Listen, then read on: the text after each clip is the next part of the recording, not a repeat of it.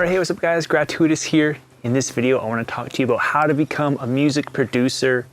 Now, I'm going to teach you guys in this video, how to get started making beats and how to get involved with music production. Now, the term music producer is actually someone who oversees the whole production process, which means that the music producer may not even be the producer who makes the beat. He may not be the beat maker. So the music producer can be the beat maker, but essentially the music producer is someone who oversees pretty much the whole process. But I'm just going to break it down to more simple terms, more for online beat makers, and I'm just going to call us music producers, okay? Because nowadays in the online world, we are essentially doing it all, right? We're making the beat, we're doing the mixing, we're doing the mastering, the arrangement, as well as the marketing, as well as the branding, and everything else that is involved in getting your producer name out there. Okay, so before we get into this video, I want to let you guys know that if you want to download my free book for beat makers, it's called 5 Keys to a Successful Beat. So simple, it becomes creative. Just go to itsgratuitous.com/5 keys and you guys can download the book absolutely free. All right, so I got 5 main tips for you guys. The first one is having high quality sounds and a unique style, okay? So the first thing you need to understand as a music producer is that you are actually a trend setter, okay? You're not a trend follower. And it's really dangerous if you were following the trends, because what happens? The trends go away. They eventually fade away. This happened with dubstep, right? Dubstep was huge. I remember when I was learning music production, every single tutorial was all about dubstep. LFO, your wobble, stuff like that. Nowadays, it's trap music. And personally, I can't wait for trap to go away. It's just hanging in there. It's not going away. You have to remember, if you are wanting to classify yourself as a music producer, you're essentially saying someone who has good taste in music, good taste in sound. For myself, when I listen to music, as a child, I love all different types of music. Everything from Matchbox 20 and Goo Goo Dolls to Mariah Carey and Britney Spears to more rap of Nelly, 50 Cent, Eminem, Bone Thugs. So I have always enjoyed music and a wide variety of music. And you have to remember that just because someone creates an album doesn't mean that every single song on that album is a hit. When it makes the radio, what happens is those are the most popular songs that these producers think are going to make the radio. They submit them, however they get onto the radio. And those are the ones that are popular. And those are the ones that we remember, again. So you want to be a trendsetter, not a trend follower. One other thing I really want to stress to you guys is there's tons of different music programs, what we call DAWs, digital audio workstations. There's a lot of myths out there that one DAW sounds better than another DAW. If anyone is ever trying to tell you that, or if you believe that, the problem is the producer, okay? It's not the music program, okay? So whether you are choosing Ableton or FL Studio, I personally use FL Studio. I'm also a recognized FL Studio trainer, so if you're looking for FL Studio training to learn how to make beats, visit my website, itsgratuitous.com. I have over 27 beat making courses for you guys, okay? Tip number 2 is to be careful of contracts, okay? Now, when you are just working a regular job, you are never really concerned with a contract. A regular job isn't that risky, okay? When you're working a regular job, it's not that risky. As soon as you enter into the world of entrepreneurship, in this online world with being a music producer, your copyright is everything, okay? When I'm creating this video, it's my copyright. When I write a book, it's my copyright. When I create a course, it's my copyright. If I create a song or a beat, that's my copyright. The same thing for you. If you are entering this industry, anything that you're creating, whether it is your own book, your own beats, your own sound kits, that is your copyright. That is how you make your money, okay? It's your ownership. And if you're giving it away, you got to be very, very careful. You don't just want to give away your copyright. You truly want to know how powerful your copyright is. You want to learn about it, study it. Okay, your copyright is very important. And when you're dealing with contracts, okay, you have to read the fine print, you have to read through it. It sucks, it's boring, but that's entering this business, okay? It's dealing with contracts, and you may not be aware of that. I've had to deal with a lot of contracts and a lot of reading. Just make sure you know what you're signing. Don't rush into things. If someone's trying to pressure you that you have to sign it that day or that week, take your time. If you need legal advice, go and get it, okay? I'm telling you, contracts, it is not like your normal job where you just show up at work, you sign some paperwork in terms for safety and all that stuff, but you usually just go to work, you come home on a regular job. Contracts are not the same thing. We always hear about horror stories when it comes to contracts, okay? The third thing I want to talk about with being a music producer is it's not a normal schedule, okay? Again, when you have that regular job, it could be that 9 to 5, or I was an electrician here for 10 years in Canada. And if you want to learn to become an electrician, you guys can also check out my electrician blog called becominganelectrician.com. But when I was an electrician, it was 7 a.m. to 3:30 Monday to Friday, right? And you had to show up really the mornings were really early. You had to wake up, get ready, and you had to be at work a little bit before 7 a.m. It's pretty early, right? But that's a steady schedule. You get your weekends off and you're kind of used to that. As soon as you enter this online world, there's some dangers which I want to talk to you about, okay? So number one, it's not a normal schedule. And because of that, you have to have a good mindset to stay focused. You need to make sure that you're getting good sleep. That also means that you might not have a normal schedule. Like there's some times where I go to bed at 7 p.m. at night. There's other times where I go to bed at 4 in the morning. And again, same when I wake up. Sometimes I wake up really early. Sometimes I wake up at like 9 a.m. or something.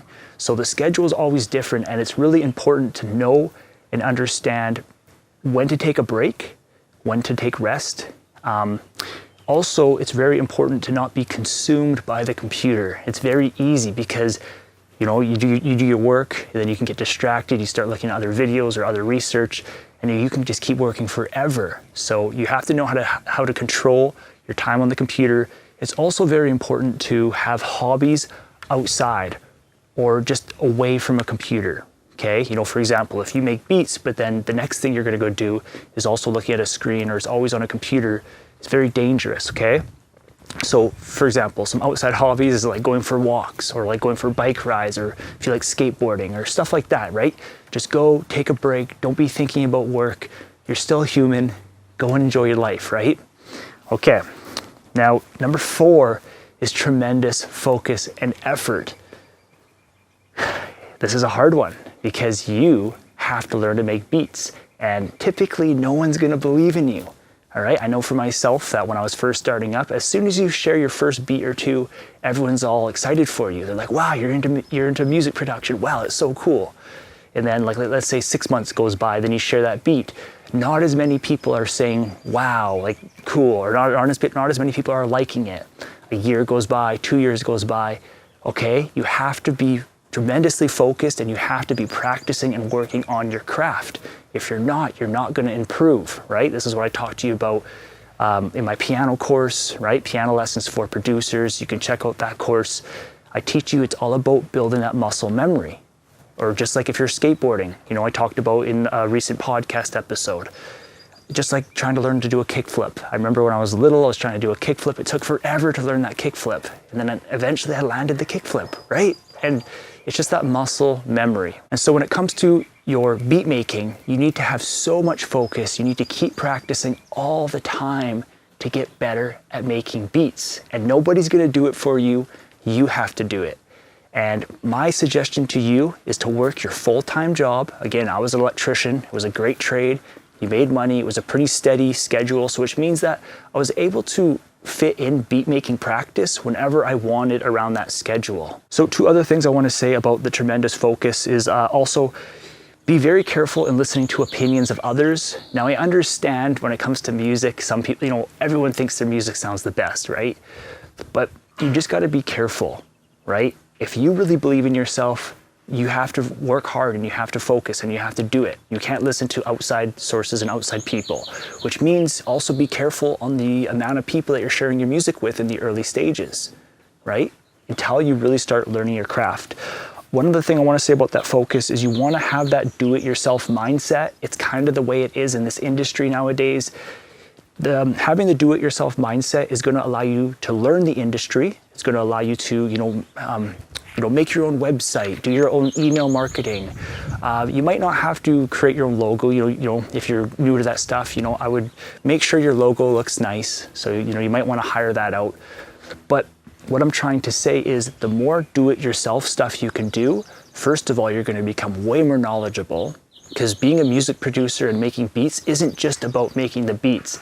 The beat is what's called the product, okay? And then everything else is to do with that product in terms of the branding, the marketing, sales, or whatever, however you want to approach this music industry, okay? All right, and the last one I have for you guys is to have fun and to stay away from controversy. So I have two things I want to say here. So the first one is that your name is more important than fame, okay? So if someone's releasing a video or whatever and they're having, maybe only 100 likes, you really don't know how good that video is performing for that person, even with 100 views. Because if someone had 100 views and they had 10 sales off of those 100 views, that's pretty good percentage, right? And those 10 people that purchase, they could be very, very good customers, always emailing me, always interacting, and they're really, really engaged. Versus, let's say a video releases and it has 10,000 views and the person maybe only made like 2 or 3 sales.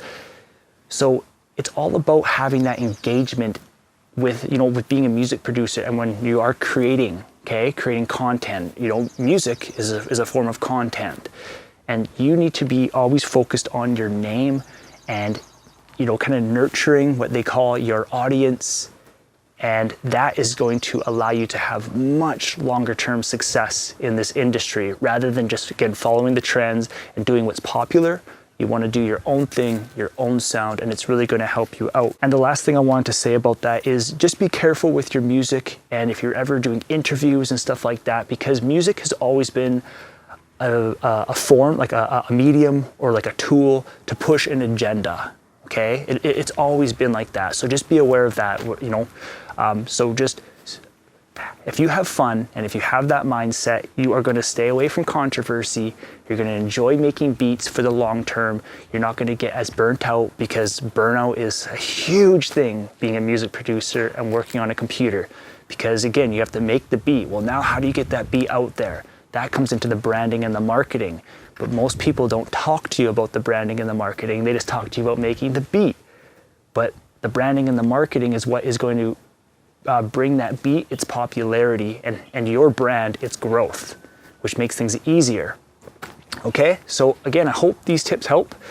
If you guys want to learn FL Studio and learn how to make beats, check out my website, it's GratuiTous.com. And if you want to start slow, check out my free book. It's called 5 Keys to a Successful Beat. So simple, it becomes creative. Just go to itsgratuitous.com/5 keys. Thanks for checking out the video. You guys can also check out the podcast, Music Production Made Simple. It's available wherever you listen to podcasts, or again, visit the website and you will be able to see it there. Thanks for listening, and I'll talk to you in the next video.